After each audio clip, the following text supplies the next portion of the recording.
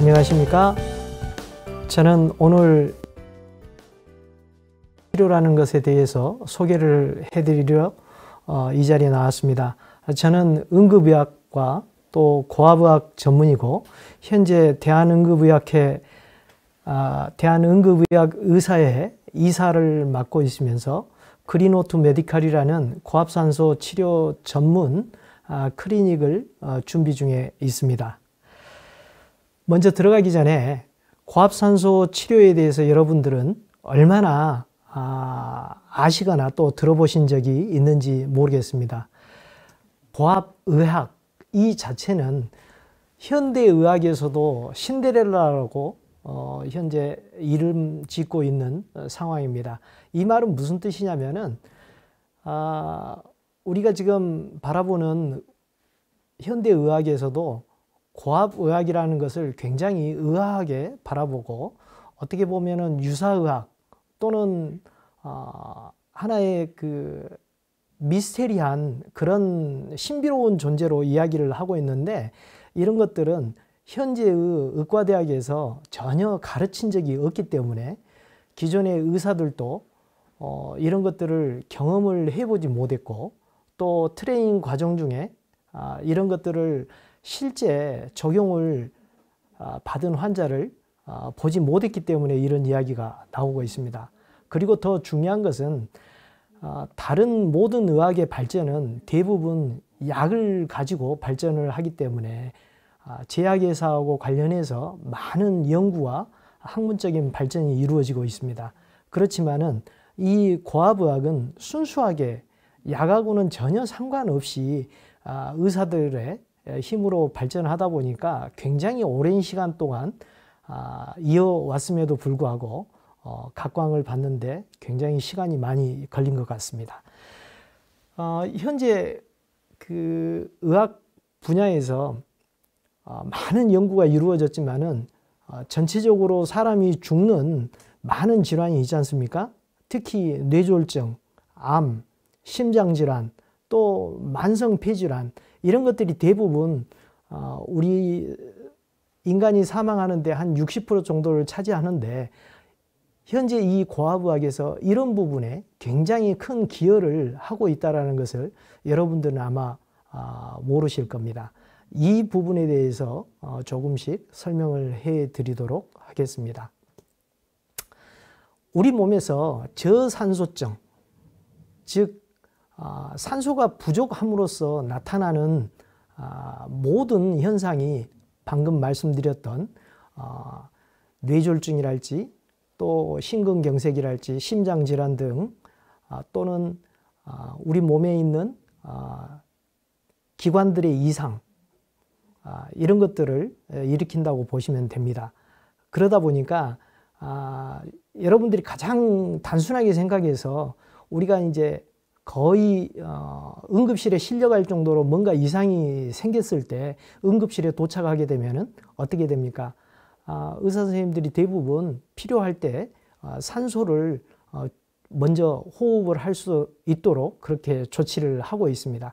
그런데 이런 전통적인 고식적인 산소 투여는 그렇게 큰 효과를 나타낼 수가 없고, 고압 산소 투여하는 것만이 이런 우리 몸의 저산소증을 해소할 수 있는 방법이기 때문에 굉장히 중요한 역할을 한다는 것입니다. 이런 고압산소 치료는 당뇨로 인한 사지 절단의 약 75% 정도를 예방을 할 수 있고, 또 고압산소 치료를 받는 외상성 뇌손상 환자의 완전 회복을 약 450% 정도 증가시키는 걸로 그렇게 연구되고 있습니다.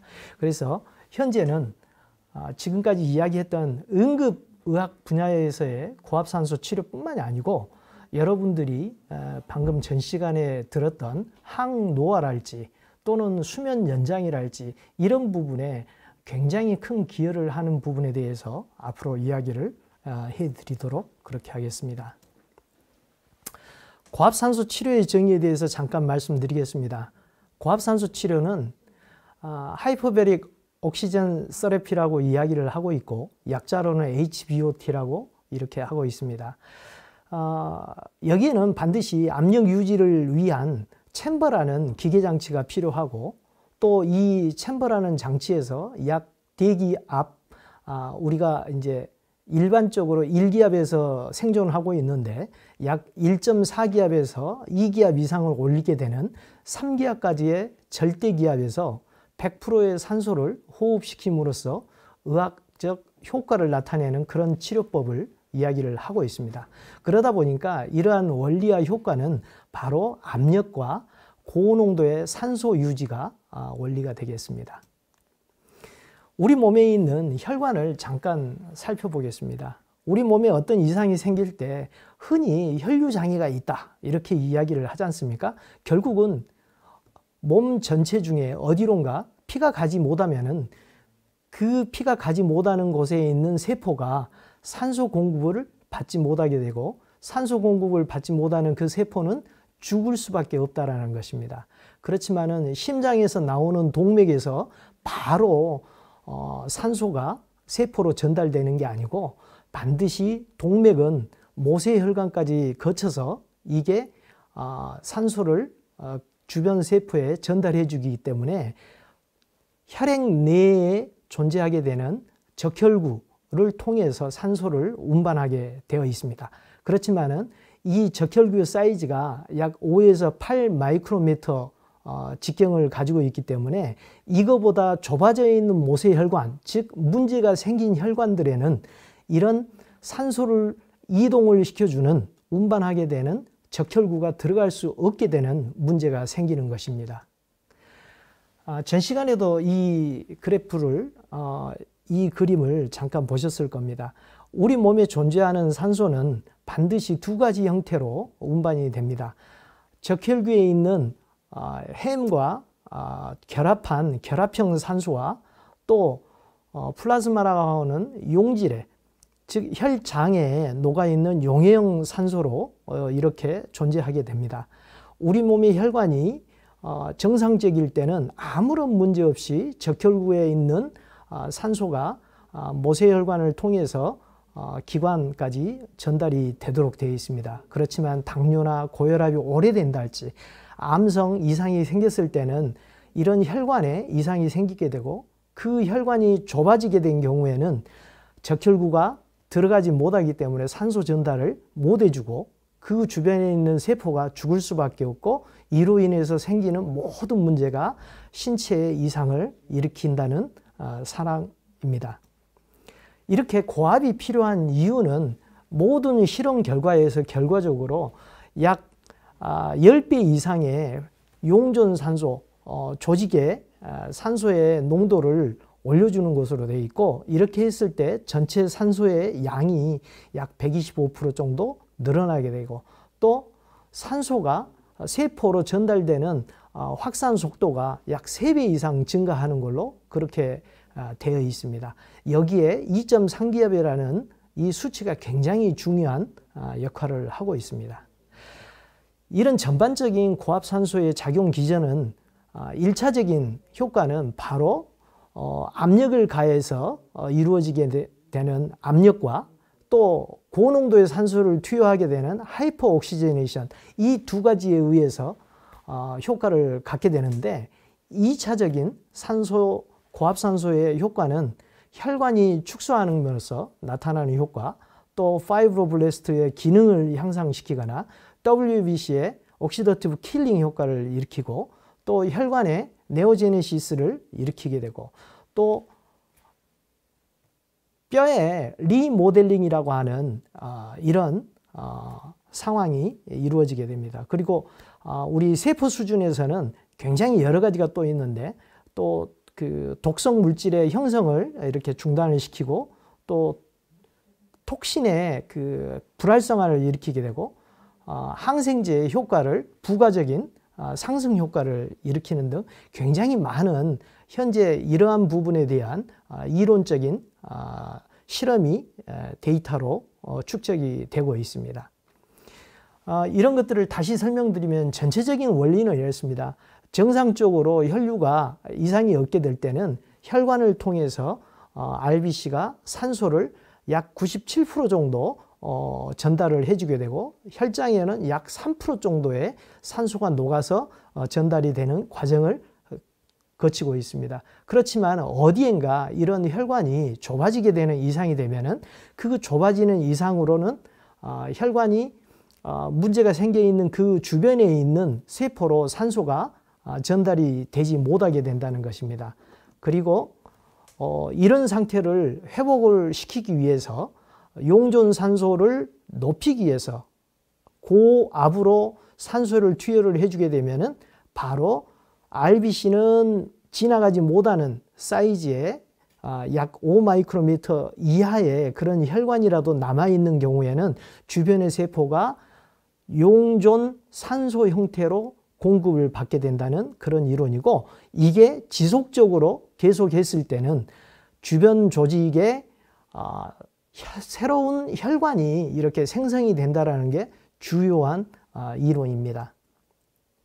여기 보시는 고압산소 장치가 제가 일하던 병원에 있는 그런 시설입니다. 왼쪽에 있는 시설이 다인용 챔버라고 흔히 말하고 멀티플레이스 챔버라고도 이야기를 하고 있습니다. 우측에 보이는 유리관이 있는 두 가지 챔버가 1인용 챔버 또는 모노플레이스 챔버라고 이야기를 하는 장치입니다. 굉장히 대규모인데 현재 이런 것들은 기술적인 발전을 거듭해서 왼쪽에 도식도처럼 굉장히 편안함, 릴렉스한 상태로 치료를 받을 수 있게끔 사진에서처럼 이렇게 만들어져 있고, 1인용 챔버도 각종 오디오, 비디오 시설이 돼 있어서 아주 편리하게 이용을 할 수 있도록 그렇게 되어 있습니다. 이러한 고압산소 치료 장치는 가압하는 방식의 대부분의 다인용 챔버의 경우에는 마스크를 직접 이렇게 입 주변에다가 끼우면서 호흡하는 산소를 100%로 전달받도록 하는 방식을 사용하고 있습니다. 그렇지만은 1인용의 경우에는 위에 사진에서 보이듯이 굉장히 편안해 보이지만은 이 유리관으로 보이는 이 통 속에 산소 자체가 압력을 가해서 사용하는 방식도 있고, 또 다인용 챔버처럼 아래 사진입니다. 마스크를 쓰는 그런 방식으로 산소를 전달하는 두 가지 방식이 있습니다. 현재 이런 산소 가압 방식은 미국과 한국 쪽에서 주로 이용이 되고 있는데, 이런 방식은 굉장히 위험성이 높기 때문에 유럽이나 다른 나라에서 경우에는 마스크 가압 방식을 1인용에서도 사용을 하고 있습니다. 이런 챔버에 따른 기압의 차이는 역시 의료용하고 구분하는 큰 특징이라고 볼 수 있습니다. 맨 오른쪽 아래에 보시면은 멀티플레이스 에어 챔버라고 되어 있는 부분이 다인용 챔버의 전통적인 모양이고, 이것은 약 3기압에서 8기압까지의 압력을 사용할 수 있도록 그렇게 만들어지고 있고, 모노플레이스 1인용의 경우에도 대개는 3기압까지는 충분히 공급할 수 있는 장치로 제작이 되고 있습니다. 그리고 왼쪽에 보이는 에어 챔버 또는 인플레이터블 에어백 이렇게 이야기하고 있는 것들은 현재 이제 생활용 산소 챔버 또 산소 텐트 이렇게 이야기하는 장치인데, 미국에서도 약 20년, 30년 정도 이런 가정용으로 활용하기 위해서 많이 생산되고 판매되고 있는 형태입니다. 그렇지만은 맨 아래쪽에 있는 토피칼 옥시전 세라피라고 하는 산소 텐트 종류입니다. 이게 우리나라에서도 한 10년 이상 전에 이런 제품들이 상용화돼서 실제 판매가 되고 있지만은 이런 것들은 실험 결과 산소 자체가 이렇게 피부를 통해서 흡수될 수가 없다라는 결론 하에 현재는 쓰이지 않고 있습니다.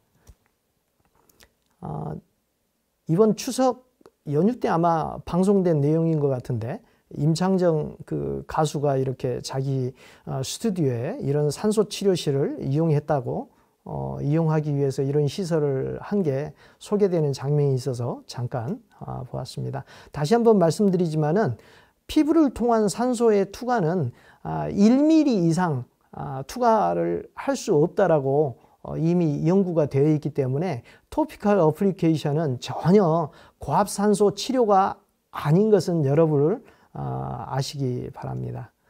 그리고 현재 이런 것들은 되게 이제 유명 연예인들이랄지 스포츠 스타들이 이용하고 있는 일반 생활형 산소 텐트 모양입니다.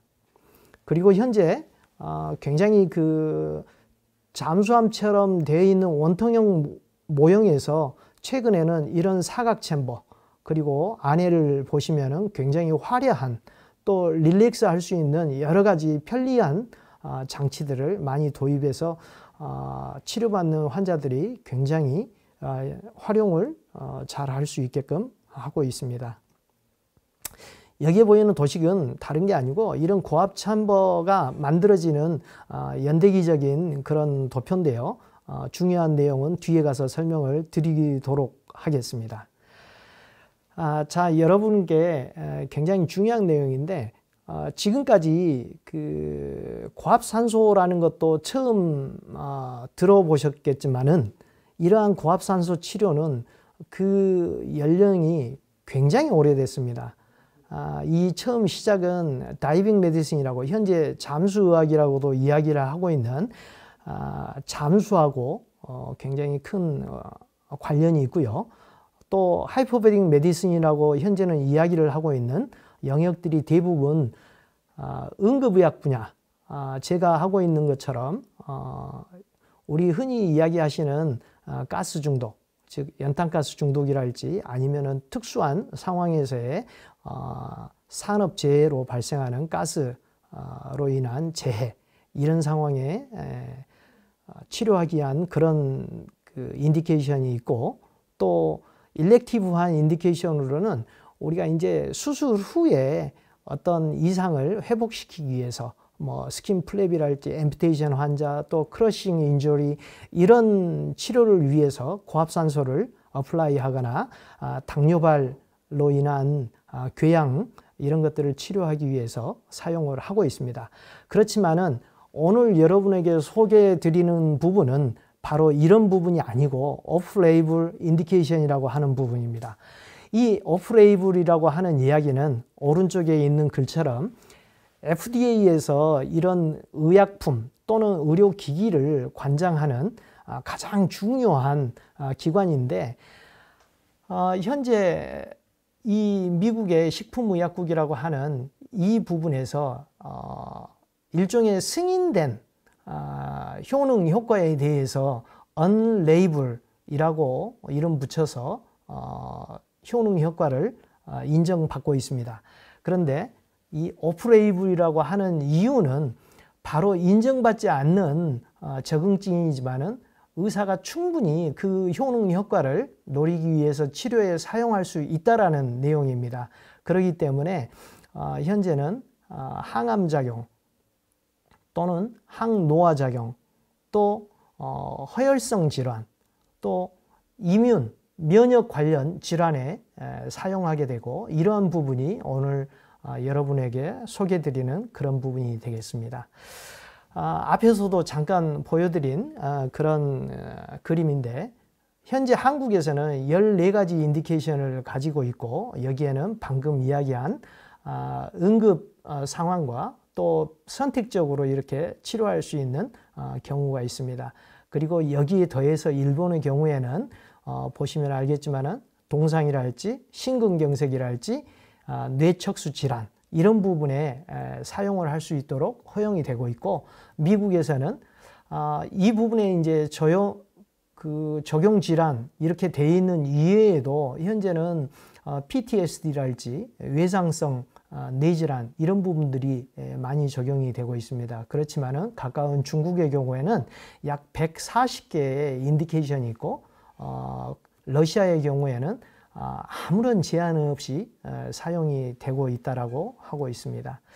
그래서 우리나라에서는 아직까지 이런 오프레이블을 적용을 해서 하는 경우에는 굉장히 문제를 많이 가지고 있기 때문에 현재 이걸 적극적으로 사용을 할 수도 없고, 여기에 어떤 준비가 되어 있지는 않습니다. 그렇지만은 모든 것들이 발전된 의학의 형태가 미국이랄지 다른 나라에 먼저 시행이 되고 나서 우리나라가 받아들이고 있기 때문에 여기 잠깐 언급을 해드린 바와 같이 전통적인 의학에서 인정받은 부분은 왼쪽에 14개 항목이고 우측에 있는 부분은 오프레이블 인디케이션이라고 해서 많은 부분 중에 일부만 뽑아봤습니다. HIV, 에이즈 치료에서도 사용이 되고 알츠하이머, 천식, 벨스 팔시, 또 뇌손상, 또 세레브럴 펄시라고 하는 아이들의 어떤 뇌손상, 또 우울증, 심장질환, 간염, 편두통, 다발성 경화증, 파킨슨 디시스, 또 척수질환, 스포츠 인저리, 뇌경색, 간단하게 이야기해도 거의 우리 주변에서 모두 들을 수 있는 그런 질병들에 사용하고 있다고 보시면 되겠습니다. 이 부분은 중요한 연대기적인 상황들인데요. 우리에게는 직접적으로 치료하는 부분이 아니기 때문에 잠깐 소개만 할 수 있는 뒤에 중요한 부분을 알려드리도록 하겠습니다. 1775년에 산소를 프리스르비가 발견을 하면서 굉장히 획기적인 상황이 벌어지게 되고 1895년도에 할데인이라는 사람이 약 2기압에서 압력을 올렸을 때 이게 이제 일산화탄소 중독을 치료할 수 있다라는 그런 발견을 하게 됩니다. 그 이후에 일대 센세이션이 되는 몇 개의 사건들을 뒤에서 자세히 알려드리도록 하고 현재 고압산소에서 치료되었다고 하는 각각의 연령대별, 연대별 질병의 나열입니다. 61년도에 뇌경색, 뇌허혈증 이런 것들이 있고 65년도에 골수염, 또 66년도에 뇌졸중 이렇게 굉장히 많은 트라이얼을 해오면서 현재 인정을 받고 있고 또 현재도 인정을 받지 못하는 부분도 있습니다. 이런 그 이야기를 하다 보면은 굉장히 역사적인 사건을 많이 거론을 하게 되는데 결국은 우리가 기록이 남아있는 한은 찾아보게 되는데 약 그 기원전 4500년 됐을 때 진주를 바다에서 채취하기 위해서 이때 아주 그 호흡을 참고 다이빙을 하는 게 기록이 남아있다라고 하고요. 페르시아의 왕인 케르케스 대왕이 난파선에서 그 금은 보화를 건져내기 위해서 잠수를 시켰고 이때 약 20-30m 깊이로 약 4분간을 이렇게 잠수를 시켰다라고 하는 기록이 남아 있습니다. 그리고 여러분들이 잘 아시는 아리스토텔레스가 이 심해 잠수로 인해서 고막이 파열된다라는 기록을 했다라는 것도 있고 또 잘 아시는 15세기에 레오나르도 다빈치가 적이 침공해 올 때 그 배를 침몰시키기 위해서 이런 그 다이빙 수트, 즉 일종의 잠수복을 고안을 해서 스케치를 한 기록이 남아 있습니다. 현재 1662년에 남아있는 이 기록이 가장 근대사적인 기록일 겁니다. 도미실룸이라는 이런 장치를 헨쇼라는 사람이 처음으로 만들었다라고 하고 이게 이제 그림으로 이렇게 목판화에 남아 있습니다. 이 사람이 처음 효과를 이야기를 할 때 소화를 좋게 해주고 또 폐 질환을 방지하기 위해서 이런 장치를 사용한다라고 이야기를 하고 있는데 우리 풍금을 밟을 때 이렇게 발판처럼 하는 것으로 압력을 가하는 것 그때 당시만 해도 산소라는 존재를 몰랐기 때문에 공기만 가압을 하는 형식으로 이용을 했고 1690년대에 다이빙벨 어디선가 많이 들어본 이야기 같죠? 세월호 때 이런 모양의 다이빙 벨이 굉장히 이슈가 됐었는데 이때 이미 에드먼드 할리라는 사람이 이 다이빙 벨을 만들어서 심해 잠수를 했고, 이때 4시간 가까이 실제적으로 잠수를 할 수 있었다, 이렇게 이야기를 하고 있습니다. 중요한 산소는 1774년도에 되어서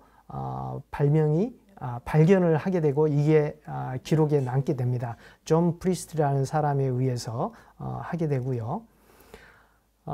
그리고 이후에 프랑스 의사인 주노드라는 사람이 우리 잘 아시는 그 내연기관 발명하신 제임스 와트의 디자인에 의해서 이런 그 고압 챔버, 그때 당시에 이름이 아마 컴프레스드 에어 베스, 공기 욕조, 이런 명칭을 사용을 했던 것 같고, 이런 장치가 약 2에서 4기압 정도를 가해줬을 때 폐 질환을 치료할 수 있다라고 이렇게 광고를 했던 것 같습니다.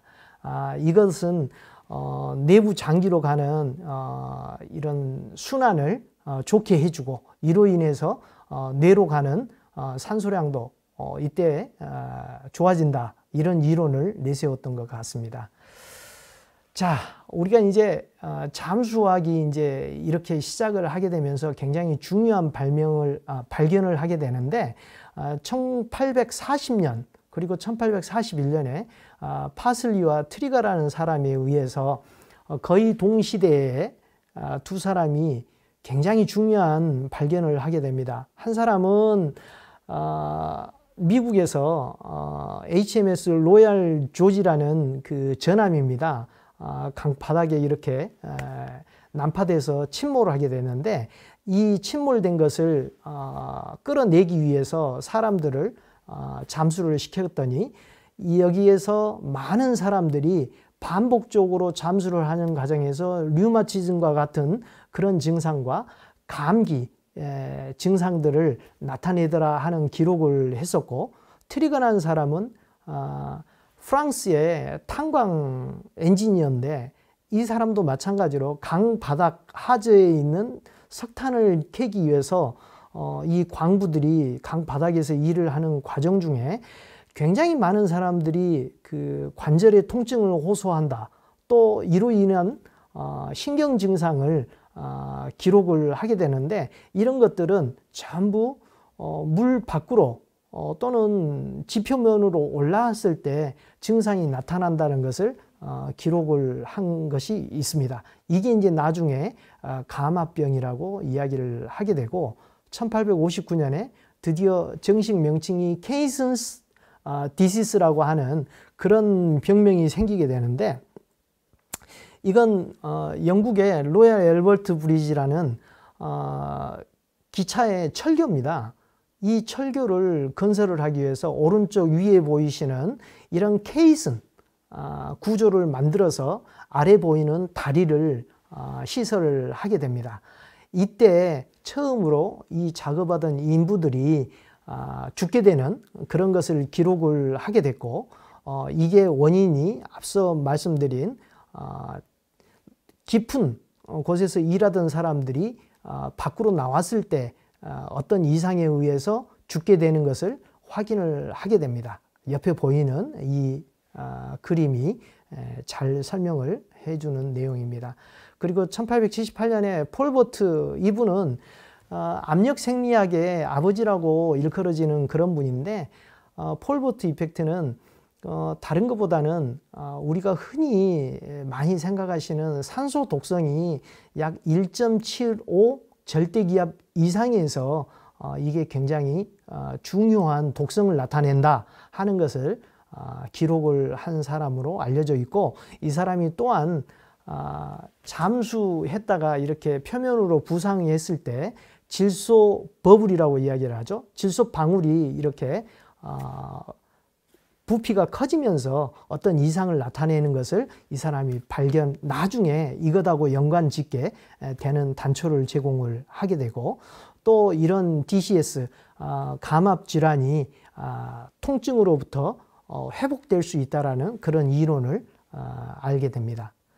이 사람이 만들었던 그런 장치들입니다.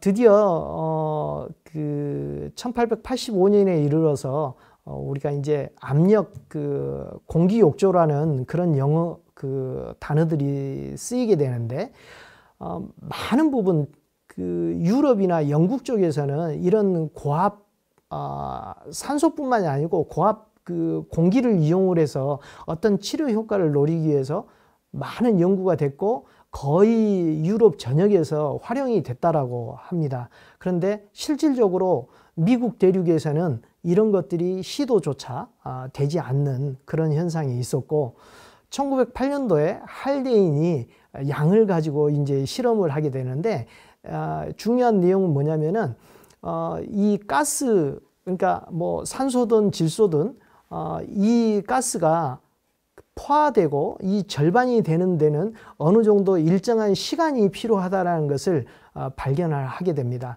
그래서 이 양을 가지고 실험을 하게 되고, 그림에서 보이는 양이 한쪽 발을 절고 있는 그런 모양입니다. 그래서 이렇게 발을 저는 듯한 그런 동작을 밴드라고 이야기를 하고 있고, 이것도 현재로서는 우리말로 어떤 표현할 방법이 없어서 단순히 잠수병 이렇게 이야기를 하고 있습니다.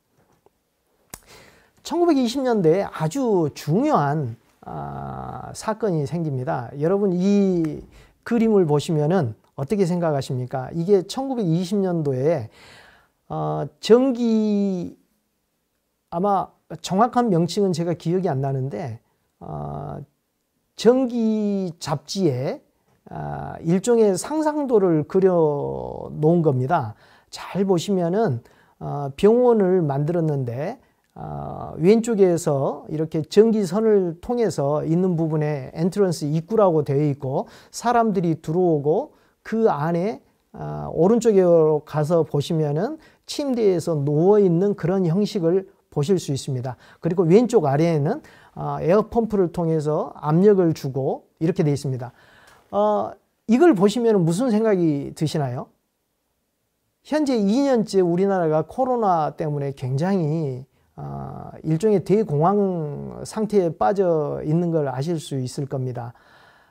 저와 같이 응급센터에서 근무하는 응급의학 전문의들은 현재 응급실로 오는 코로나 환자들을 수용을 하기 위해서 음압 챔버, 음압실이 지금 시설이 돼 있는 곳에서 1차적으로 환자를 수용을 하고, 어떤 코로나 검사에 이상이 없으면은 응급실 내로 출입을 허용을 하고 있는 이런 상황입니다. 바로 여기에 상상도가 오늘날의 상황하고 완전히 일치하는 그런 상황입니다. 여기 보시면은 이걸 개념도를 그리신 분이 오빌 제이 커닝엄이라는 사람인데, 이분이 실제로 1920년대에 미국 특허를 신청을 하셨고, 이게 3년 뒤에 정식으로 특허가 승인이 돼서 오른쪽에 보이듯이 실제 이걸 건설을 했습니다. 캔자스시티 유니버시티라고 하는 곳에 이렇게 스페리컬 하스피탈이라는 명칭으로 실제 고압산소 치료실을 시설을 하게 됩니다. 굉장히 중요한 발견이고, 이 커닝엄이라는 분은 그 당시 물리와 또 마취를 전공을 했다라고 하고, 이분은 마취 분야에서도 굉장히 대성공을 거두셨던 것 같아요. 당시 처음으로 질소가스를 이용하고 또 에테르를 이용한 마취기를 개발을 했고, 또 이분이 1919년도에서 20년까지 이렇게 보시면은 전 세계적으로 스페인 독감이라고 하는 이런 대유행이 있었습니다. 그런데 이 환자들을 접하다 보니까 아주 중요한 그 발견을 하게 됩니다. 이분이 뭐냐면 오른쪽 아래에 지금 그림이 보이다시피 덴버에서 오는 환자들이 캔자스시티로 왔을 때 이 커닝엄이라는 의사가 살던 캔자스시티로 왔던 환자들은 굉장히 중환자들도 살아있는 사람이 많았고 또 전체적인 상태가 좋아진다라는 것을 발견을 했고, 이로 인해서 기압이 어떤 역할을 하지 않을까라는 가설을 세우게 됩니다. 왼쪽에 미국 지도가 있습니다만은 이 로키 산맥이 쭉 캐나다에서부터 내려오게 되고 덴버가 약 5,000피트, 그러니까 지금 한 1,500~600m의 해발 고도를 나타내고, 캔자스시티는 한 150m 정도의 그런 해발 고도를 나타낸 것입니다. 이분이 생각했던 이론대로 우리나라의 그 등고선을 이렇게 표시를 해보면은 남쪽 지역 거의 대부분은 해발 고도가 200m 이하, 약 100m 정도밖에 되지 않는 곳에 있고, 저기 백두산 근처에 가서 겨우 한 1000m, 그러니까 덴버에는 훨씬 못 미치는 그런 지역에 있습니다. 그런 이 정도의 고저 차이가 환자의 스페인 독감에 굉장히 중요한 역할을 했다는 것을 이분이 이제 알게 되고, 나중에 이분이 중요한 또 어떤 이벤트를 벌이게 되는데, 틴캔이라고 하는 지금도 역사가 한 100년 이상 된 틴캔이라는 미국의 그 볼 베어링 회사가 있습니다. 당시에 우리 판스프링, 마차에 이렇게 하게 되는 판스프링을 이 사람이 발명을 하고 또 볼 베어링을 개발을 하면서 굉장히 많은 부를 축적을 했고, 이분이 우연한 기회에 커닝엄이라는 이 의사에게 치료를 받게 됩니다. 당시에 치료를 받았던 병은 요독증, 유레미아, 뭐 현재로서는 신장질환일 것 같아요. 그렇지만은 결국에는 이 고압산소 치료 시설을 이용을 해서 완전히 회복이 됐다라고 합니다. 이분의 아들 되시는 분이 마찬가지로 이 가업을 이어받았는데, 우연찮게 이 사람한테 생명을 살려준 은인이라고 생각을 해서 당시 돈으로 약 100만 불 이상의 엄청난 도네이션을 하게 됩니다. 그래서 클리블랜드, 오하이오의 이런 구형의 명칭이 스틸볼이라고 붙게 된 이유가 이렇습니다. 약 6층 규모의 병원을 아예 강철로만 만들게 되었고, 이 강철 속에서는 고압 산소를 이용을 하고 환자들은 이 안에서 먹고 자고, 한 층마다 약 12개의 병실이 있고, 당시에 100만 불은 현재로서는 뭐 한 1,500억 뭐 이 정도 된다라고 이야기를 하고 있기 때문에 엄청나게 호화스러운 그런 내장을 꾸미면서 일대 센세이션한 사건으로 기록이 되고 있습니다. 그런데 당시에 또 상황이 이로 인해서 많은 문제를 야기를 했고, 왜 그러냐면은 돈이 많은 사람들만 이런 그 좋은 시설에 도움을 받을 수 있고, 또 당시에 이분이 치료가 된다라고 이야기를 했던 질병들을 보면은 고혈압, 당뇨, 거의 모든 매독, 그 암, 거의 모든 질환이 다 치료가 된다라고 이야기를 하고 있었기 때문에 다른 의사들로부터 시기도 받았고, 또 가난한 사람들의 어떤 그 절박한 상황을 이용을 해서 돈을 착취하는 그런 역할을 하지 않느냐, 이런 상황도 벌어졌던 것 같습니다. 그래서 이건 이 호텔이 지어질 당시의 사진이고, 왼쪽에 보이는 작은 구형 구조물이 공기 가압 장치고, 중앙에 있는 게 엘리베이터고 이렇답니다. 안에 보이는 시설들은 굉장히 호화롭게 꾸며졌었는데, 문제는 바로 이게 Journal of AMA, 자마라는 잡지입니다. 현재도 굉장히 유명한 미국의 의료인 의사협회에서 발행하는 잡지고, 여기 보시면은 이 커닝햄에 대해서 굉장히 여러 공격적인 내용, 당시로서는 다른 의사들이 제기한 당신이 원하는 그런 그 질병 치료를 위해서 환자들로부터 엄청난 돈을 벌어들고 있는데 이게 과연 타당한 일인지, 또 당신이 치료가 된다라고 주장한 이 내용들이 정말로 치료가 되는 근거를 내달라.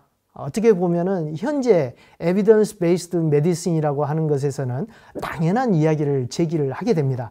그렇지만은 어떻게 된 상황인지 이분이 여기에 대해서 반박을 못한 걸로 그렇게 돼 있어요. 그러던 와중에 미국의 대공황이 불어닥치면서 마침 돈 있는 사람들도 이 시설을 이용을 하지 않게 되고, 또 그로 인해서 이 환자가 줄어들면서 이 병원은 점점 몰락하게 되고, 또 이분이 마침 또 사망을 하게 돼요. 그래서 다른 사람한테 넘어갔는데 제2차 대전이 발발을 하면서 이 병원의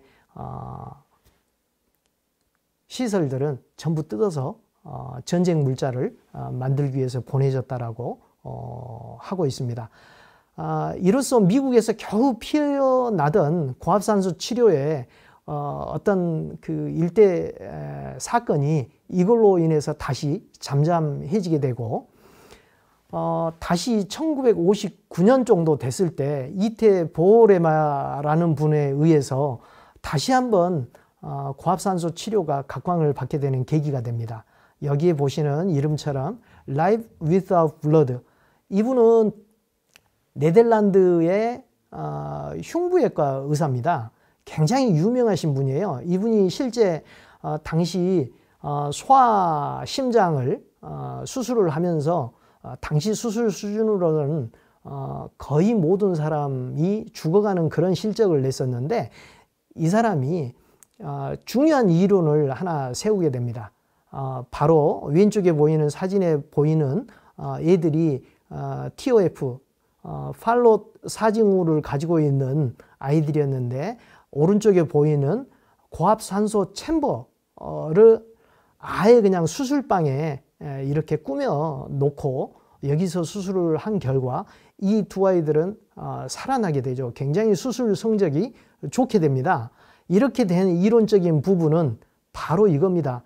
Flooding the body tissues with extra oxygen이라는 이런 이론인데, 무슨 소리냐면은 고압으로 산소가스를 우리 몸에 주입을 하게 되면은, 보시다시피 맨 아래 녹색 그래프는 용존산소의 상승 곡선입니다.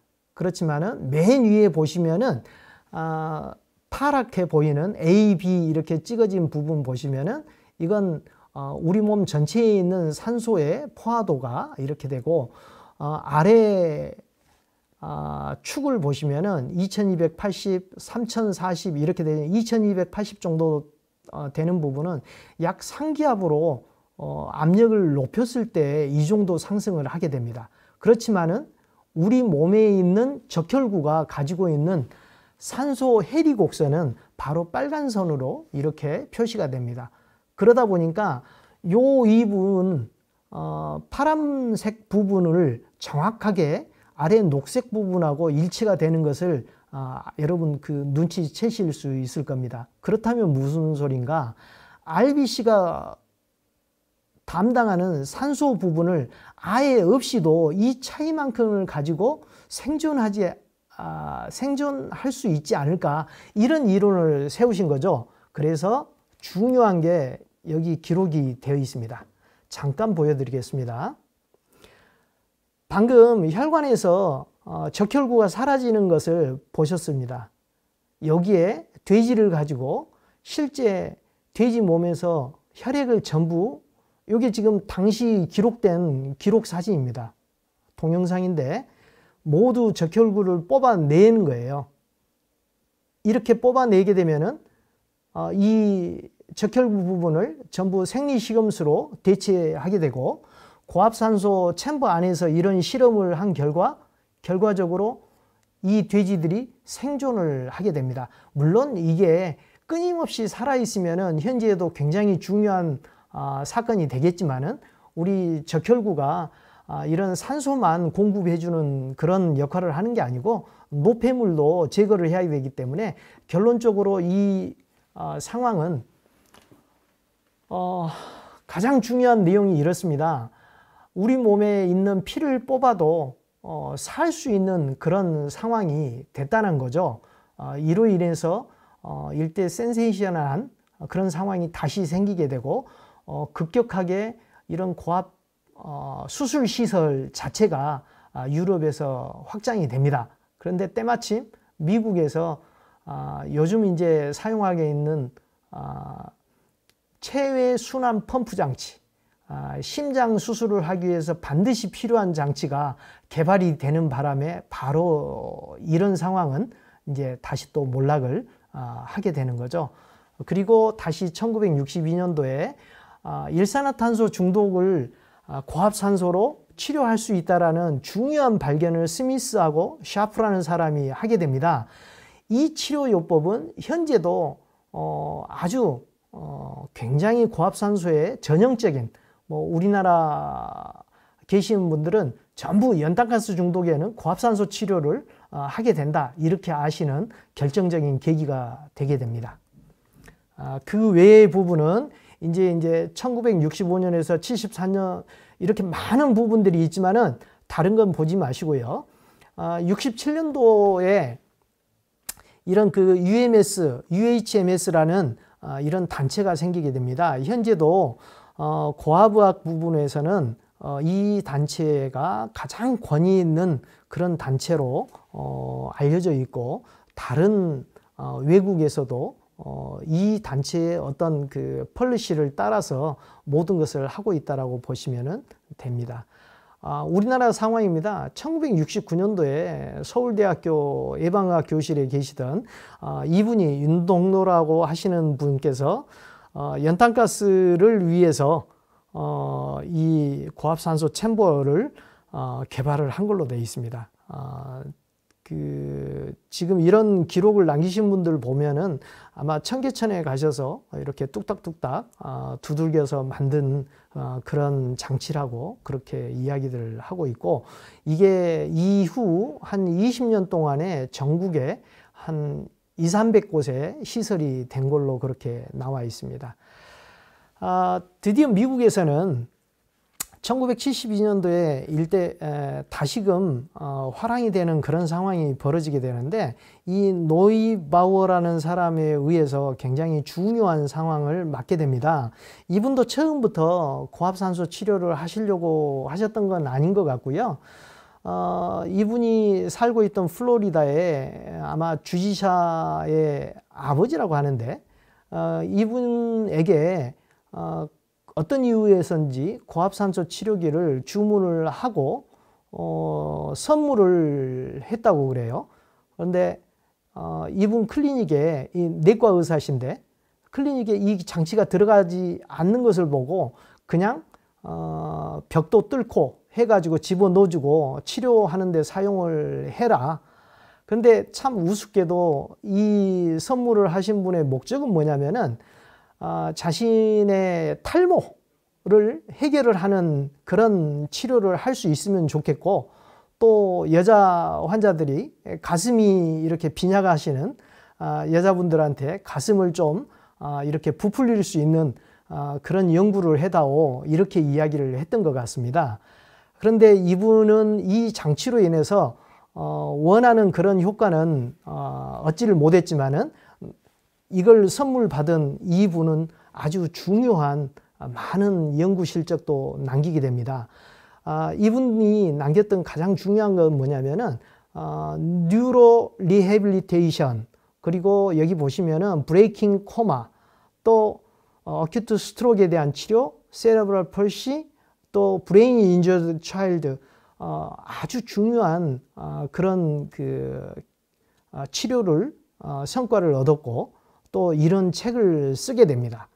그렇지만은 이분이 2007년에 돌아가시게 되는데, 이분의 지금 클리닉은 현재도 운영을 하고 있습니다. 이분이 돌아가신 2년 뒤에 이걸 이어받은 아마 미망인은 운영자가 되신 것 같고 의사가 아니시고 아마 의사를 고용을 했는데 여기 보이는 장치가 1인용 챔버입니다.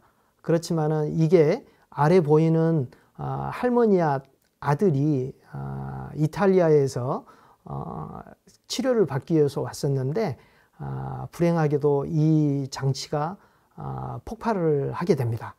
이로 인해서 바로 클리닉을 문을 닫게 됐는데 이게 북미에서 발생한 최초의 사건이고 이 이후에는 사람을 대상으로 하는 고압 챔버에서는 사고가 생기지 않았다라고 하지만은 고압 챔버의 어떤 그 위험성을 강조하는 그런 사례로 이야기를 하고 있습니다. 1인용 챔버임에도 불구하고 이 할머니하고 아이가 같이 들어갔고 할머니의 몸에 이렇게 뭔가 스파크를 일으키는 그런 상황이 생기면서 불행히 폭발이 이루어지게 되는 것으로 그렇게 조사되었습니다. 그 이후에 바로 사건이 2년 만에 해결이 되고 다시 클리닉이 오픈이 됐는데 그 중요한 이분 클리닉에서 미토콘드리아하고 관련된 그런 질병을 치료한 실적이 나오게 됩니다. 이 이후로 원래는 오션 하이퍼베릭 뉴럴로직 센터라고 이름이 되어 있는데 이분을 기념해서 노이바이워 하이퍼베릭 뉴럴로직 센터라고 바꾸고 현재도 운영하고 있는 시설입니다. 이 사람들이 치료하고 있는 굉장히 많은 질환입니다. 이분은 온 레이블이 아니고 오프 레이블 인디케이션으로 이렇게 많은 질환을 이야기를 하고 있습니다. 이분하고 관련해서 굉장히 중요한 내용 중에 하나가 에드워드 텔러입니다. 이분은 수소폭탄의 아버지라고 하는 헝가리 출신의 이론 물리학자인데요. 이분이 원래 이제 그 노이바우어라는 의사를 만나게 된 계기는 관절염 때문에 만나서 치료를 하게 되고 치료하는 도중에 스트로크를 받게 됩니다. 스트로크가 생기고 바로 관절염 때문에 치료했기 때문에 이 고압산소 치료를 경험을 하면서 첫 몇 번 안 됐을 때 거의 모든 뇌졸중의 증상이 해소가 됐고 이 이후에 아마 죽을 때까지 자기 자가용 이런 고압산소 시설을 해놓고 치료를 하게 되고 이로 인해서 오른쪽에 보시는 게 아마 그 툴레라고 하는 그 신경학을 전공하시는 이런 그 잡지의 편집자에게 쓴 편지인데 왜 이러한 그 고압산소 치료법을 자기처럼 스트로크로 고생하는 그런 환자한테 사용하지 않는지 이걸 적극적으로 사용을 해줬으면 좋겠다라고 이제 이렇게 편지를 한 내용입니다. 이분은 아마 돌아가실 때까지 돌아가시기 5일 전까지 사용한 걸로 되어 있고 3, 4천회 이상을 치료한 걸로 되어 있습니다. 돌아가실 때까지 아주 그 굉장히 좋은 효과를 봤다라고 이야기를 하고 있습니다. 시간상 여러분에게 중요한 부분만 다시 설명드리면은 여기 지금 동영상에 보이시는 이게 뭐라고 생각을 하십니까? 1984년도에 아주 중요한 사건이 있었습니다. 예. 지금 머리가 이렇게 홀랑 불이 붙어 있는데요. 이건 여러분들이 잘 아시는 1984년도에 마이클 잭슨이 직접 당한 사건이죠. 무대에서 이렇게 춤을 추는 가운데 옆에서 터져오른 불꽃에 의해서 머리에 화상을 입게 됩니다. 이걸로 인해서 펩시콜라사로부터 약 140만 달러라는 보상금을 받게 된 것을 계기로 아동의 화상 치료를 위해서 이 돈을 희사를 했고 이 돈으로 보이는 이런 고압산소 치료 시설을 갖추게 됩니다. 그리고 실제 환아들이 굉장히 좋은 효과를 보고 있다는 것을 옆에서 들은 후에 본인도 이걸 사용하면 어떨까 하면서 옆에 아래 보시는 이런 사진 속에 있었고, 이게 타블로이드 신문에서 굉장한 센세이션이었고 저도 기억이 나요.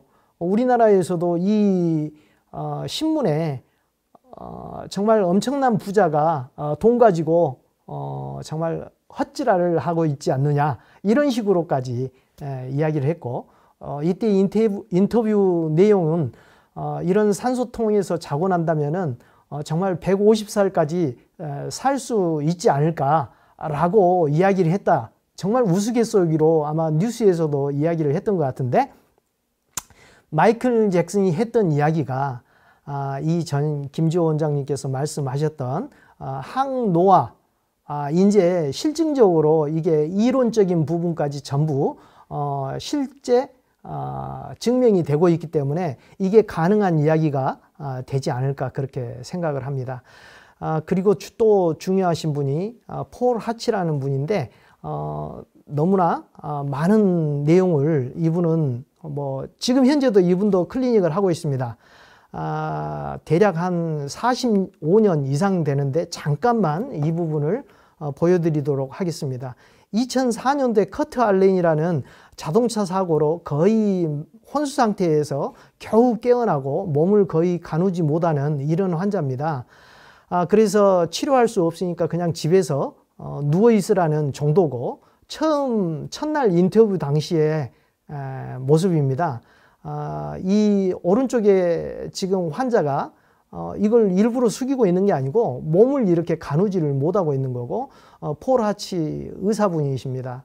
이분한테 자꾸 이제 물어보게 되는데, 치료하는 동안에 여기 보시면은 이게 36번 정도 한 후에 환자가 어떻게 회복이 되고 전부 기록으로 남겨놨어요. 그리고 약 3달 이후에 고압산소 치료를 거의 매일 하는 거예요. 이렇게 했을 때 이 정도 회복이 되고, 자, 그리고 제가 시간상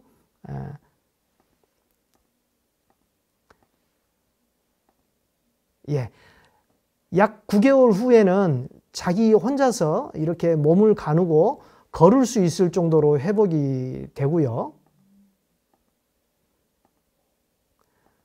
오디오가 잘 안 들리시겠지만은 묻는 말에 똑똑히 인지 상황도 전혀 문제 없도록 해결이 돼 있는 정도까지 회복이 되고, 그래서 이 이후에 이분은 굉장히 많은 연구를 하고, 특히 미군들이 전쟁터에 돌아온 후에 대부분 어떤 그 PTSD 또는 블래스트 브레인 인저리, 뇌 손상에 의한 그런 부분에 많은 연구를 하시고 치료를 하고, 또 이런 상황을 보험이 안 됨으로 해서 환자들이 치료를 받지 못한다는 것에 대해서 미 의회에 가서 증언도 하시고 해갖고 많은 그 베테랑 그 군인들이 치료를 받는데 도움을 받도록 한 것으로 그렇게 되어 있습니다. 현재도 이런 부분에 치료를 하고 있습니다. 또 이 폴 하치의 중요한 업적 중에 하나가 뭐냐면은, 당시에 이제 스펙트라고 하는 그런 부분을 가지고 이런 PTSD랄지 뇌 손상이 정말로 스펙트로 이렇게 촬영해 보면은 고압산소 치료하기 전에 왼쪽 사진입니다. 여기 보이듯이 거의 이렇게 빨간 부분이 없는 것은 뇌세포의 대사가 이루어지지 않는 것을 확인을 하고, 고압산소 치료를 불과 2~3번만 하게 돼도 이렇게 붉은색으로 뇌세포의 대사가 활성화된다는 것을 실존적으로 증명을 하고, 많은 부분 뇌 손상하고 관련된 CP, 오티즘 이런 환자에게도 이걸 적용을 해서 실제 고압산소가 치료에 도움이 된다는 것을 증명을 하게 됩니다.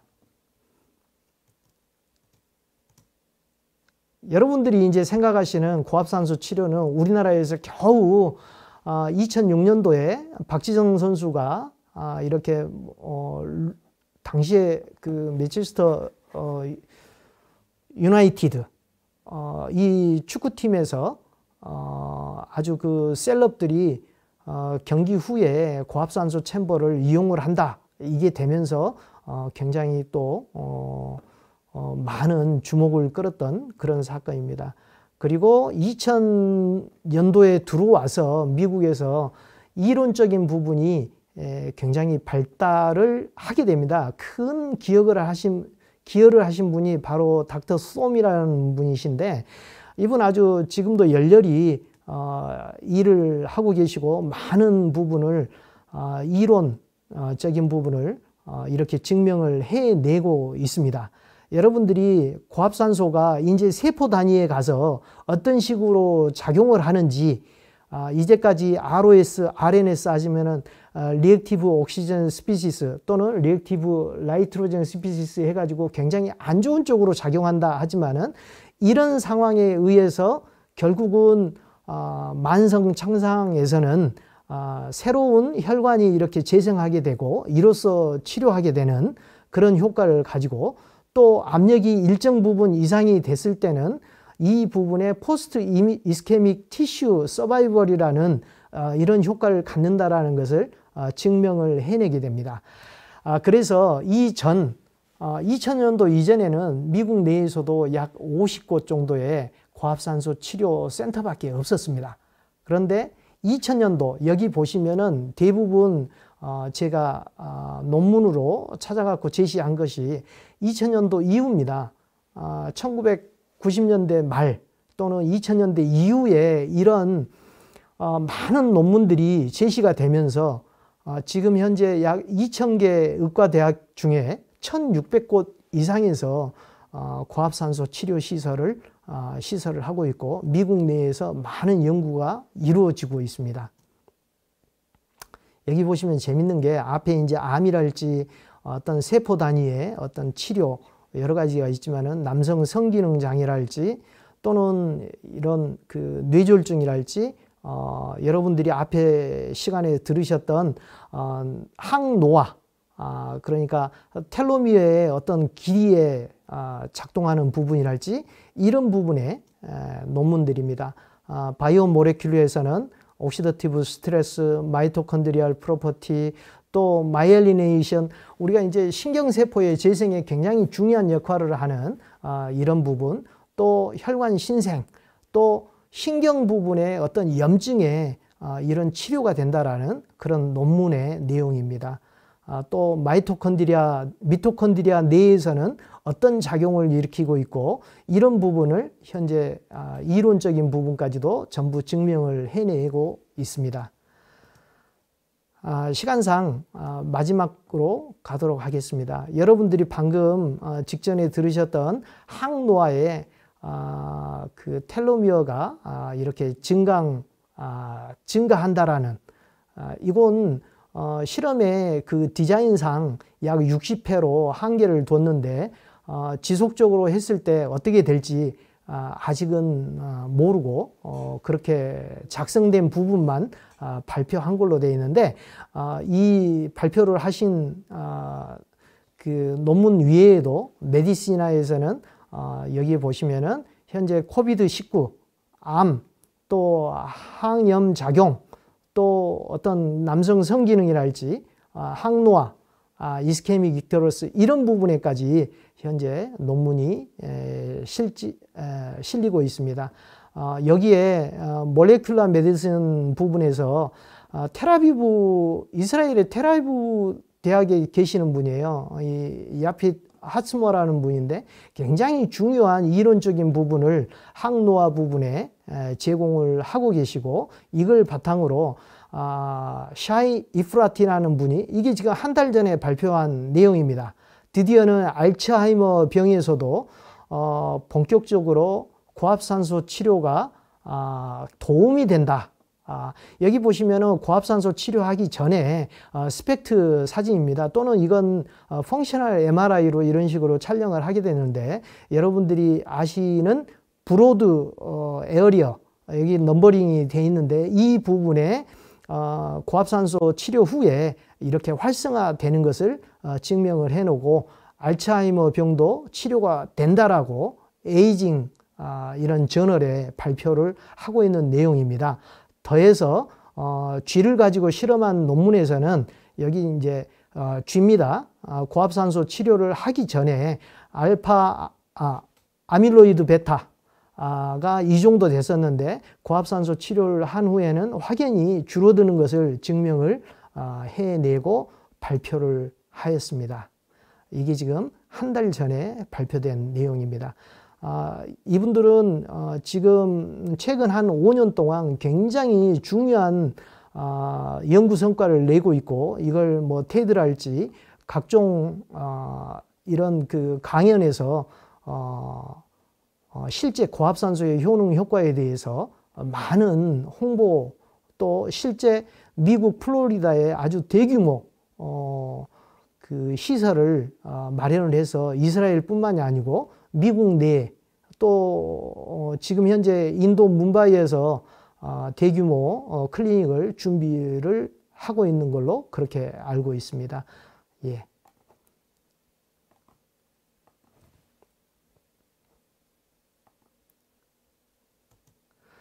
여러분들에게 많은 이야기를 해드리려고 하다 보니까 실제 제가 준비한 부분은 많지만은 이미 시간상 여기까지 해야 될 것 같고요.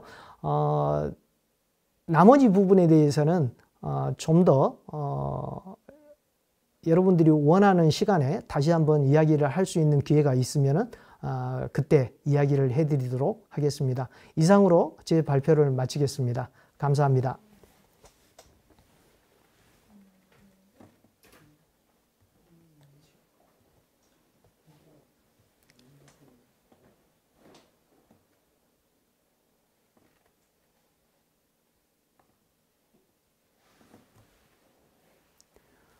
여러분들 혹시 저에게 오늘 긴 시간 이야기를 들으시느라고 지루하셨을 텐데 질문하시고 싶은 내용이 있으시면은 여기에 글로 올려주시면은 제가 설명을 좀 해드리면 좋겠습니다.